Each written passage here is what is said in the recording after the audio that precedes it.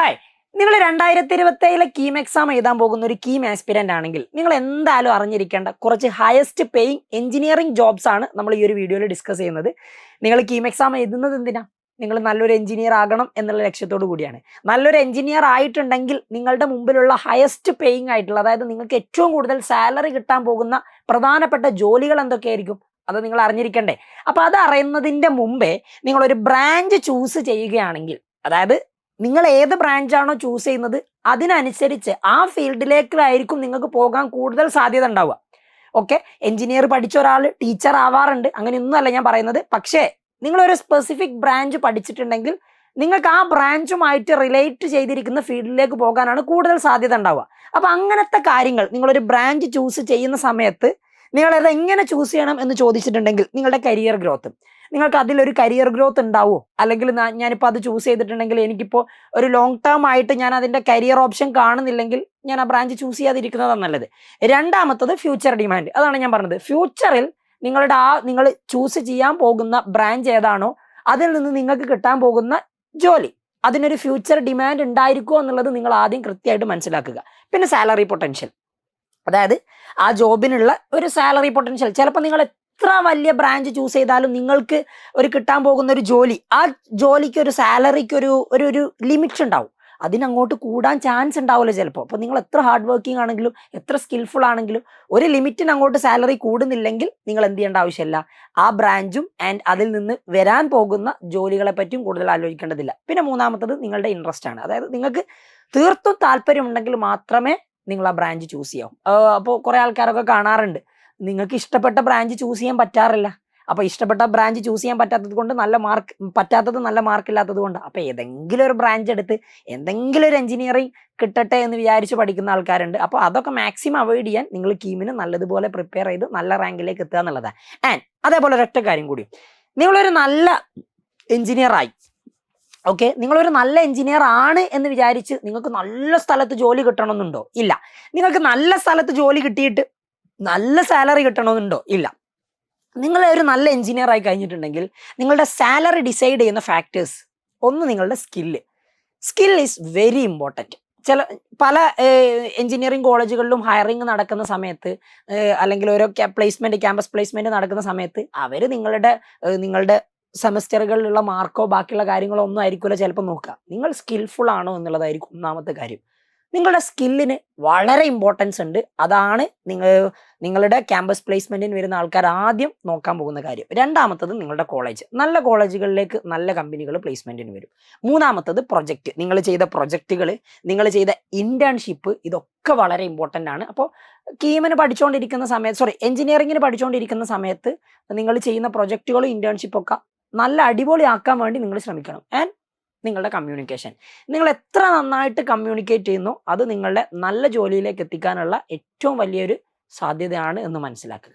Okay, അപ്പം ഇത്രയും കാര്യങ്ങൾ ശ്രദ്ധിക്കണം നിങ്ങളൊരു ബ്രാഞ്ച് ചൂസ് ചെയ്യുന്ന സമയത്തും അതേപോലെ തന്നെ നിങ്ങളുടെ ഒരു കരിയർ ഓപ്ഷൻ ചൂസ് ചെയ്യുന്ന സമയത്തും. അപ്പം ഇത്രയൊക്കെ കാര്യങ്ങൾ ഉണ്ടെങ്കിലേ നിങ്ങൾക്ക് എന്ത് ചെയ്യാൻ പറ്റും, നല്ല ജോലിയിലേക്ക് എത്താൻ പറ്റും. ഇനി നിങ്ങൾക്ക് കിട്ടാൻ പോകുന്ന നല്ല ജോലികൾ ഏതൊക്കെയാ അത് ഞാൻ പറഞ്ഞിട്ടില്ലല്ലോ. ഒന്നാമത്തതാണ് നമ്മുടെ ഫ്യൂച്ചർ. ഞാൻ ആദ്യം പറഞ്ഞ കാര്യം, ഫ്യൂച്ചർ ഡിമാൻഡ് നോക്കുകയാണെങ്കിൽ ഇനി ഏറ്റവും കൂടുതൽ സ്കോപ്പ് വരാൻ പോകുന്ന ഒന്നാണ് AI and machine learning. Machine ലേണിംഗും AIയും നിങ്ങൾക്ക് ഏറ്റവും ഇമ്പോർട്ടൻ്റ് ആയിട്ടുള്ളതാണ്. ആർട്ടിഫിഷ്യൽ ഇൻ്റലിജൻസ് കിട്ടോ, നിങ്ങൾക്ക് സ്റ്റാർട്ടിങ്ങിൽ തന്നെ ആക്ച്വലി ഒരു 8 lakh ഒക്കെ സാലറി പെർ ആനം കിട്ടിയേക്കാം. ഓക്കെ, ആനുവലി നിങ്ങൾക്ക് 8 lakh to 40 ഒക്കെ എന്തായാലും സാലറി കിട്ടാം. നല്ല നല്ല കമ്പനീസ് ആണെങ്കിൽ ഡെഫിനറ്റ്ലി നിങ്ങൾക്ക് ഒരു 8 to 10 ഒക്കെ സ്റ്റാർട്ടിങ്ങിൽ കിട്ടും. പിന്നെ അത് ഇങ്ങനെ കൂടി എന്തായാലും വരും. അപ്പോൾ മെഷീൻ ലേണിംഗും AIക്കുമുള്ള സാധ്യത നിങ്ങൾ ഒരിക്കലും തള്ളിക്കളയരുത്.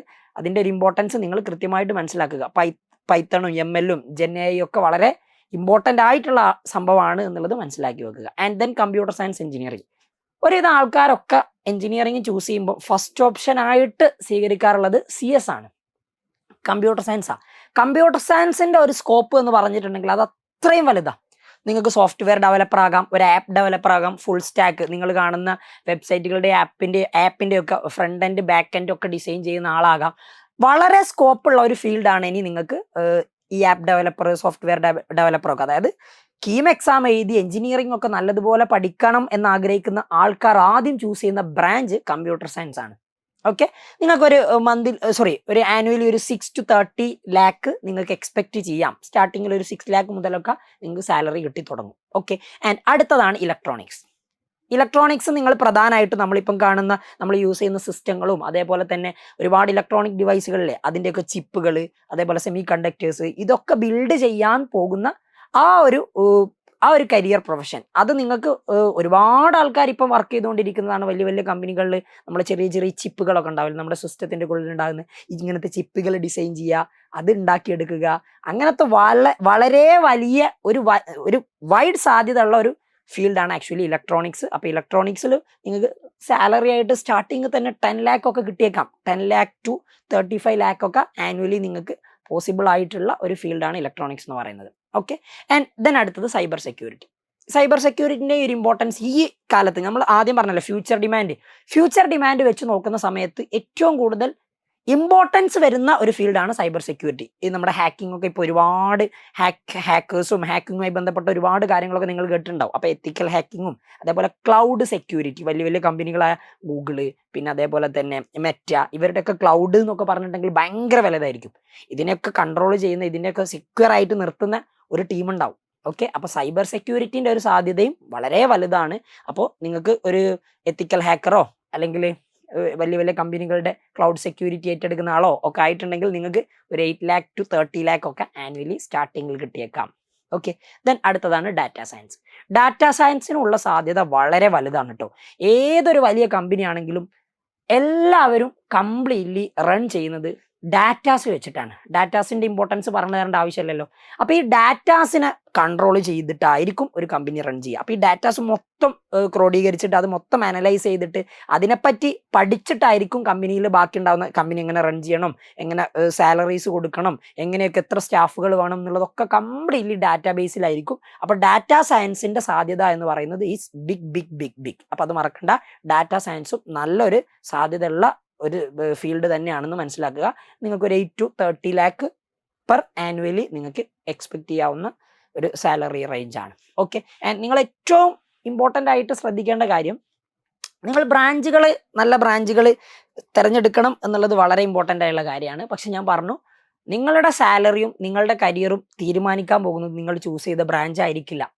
നിങ്ങൾ കമ്പ്യൂട്ടർ സയൻസ് എഞ്ചിനീയറിംഗിൽ കമ്പ്യൂട്ടർ സയൻസ് പഠിച്ചു വന്ന ഒരാൾ ചിലപ്പോൾ ടീച്ചർ ആയേക്കാം, ബയോളജി ടീച്ചർ ആയേക്കാം. അതിനൊക്കെ സാധ്യതയുണ്ട്. ഞാൻ പറഞ്ഞ കാര്യം നിങ്ങൾ എപ്പോഴും മൈൻഡിൽ കീപ്പ് ചെയ്യണം. Build your skill. നിങ്ങൾ നിങ്ങളുടെ സ്കില്ല് ബിൽഡ് ചെയ്യുക. സ്കില്ല് ബിൽഡ് ചെയ്താൽ മാത്രമേ നിങ്ങൾക്ക് എന്ത് ചെയ്യാൻ പറ്റും, നല്ല നല്ല ഓപ്പർച്യൂണിറ്റീസ് കിട്ടുകയുള്ളൂ. അതാണ് നിങ്ങൾ ആദ്യം മനസ്സിലാക്കേണ്ട കാര്യം. സോ നിങ്ങളൊരു കീം ആസ്പിരൻ്റ് ആണെങ്കിൽ, ഇതൊക്കെ കിട്ടണമെങ്കിൽ, നല്ല ബ്രാഞ്ചുകൾ കിട്ടണമെങ്കിൽ, നല്ല സ്കിൽഫുൾ ആയിട്ടുള്ള ഒരാളായി മാറണമെങ്കിൽ, നല്ല കോളേജ് പഠിക്കണമെങ്കിൽ കീമിന് നല്ല മാർക്ക് വേണം, നല്ല റാങ്ക് കിട്ടണം. ഓക്കെ, അതിനുവേണ്ടി നിങ്ങൾ ഇപ്പോഴേ പ്രിപ്പയർ ചെയ്ത് തുടങ്ങുക. കീം ക്രാക്ക് ചെയ്യുക എന്ന് പറയുന്നത് ഭയങ്കര ഡിഫിക്കൽട്ടായിട്ടുള്ള ഒന്നല്ല. പക്ഷെ നിങ്ങളൊരു നല്ല എഫേർട്ട് കൊടുക്കുകയാണെങ്കിൽ നിങ്ങൾക്ക് ടോപ്പ് റാങ്കിൽ എത്താൻ പറ്റും എന്നുള്ളതാണ്. ടോപ്പ് റാങ്കിൽ എത്തിയാലേ നല്ല കോളേജ് കിട്ടും, നല്ലൊരു കരിയറും നിങ്ങൾക്ക് ഉണ്ടാവും, നല്ല ബ്രാഞ്ചുകളും കിട്ടുകയുള്ളൂ. സോ മറക്കണ്ട, വീണ്ടും കാണാം.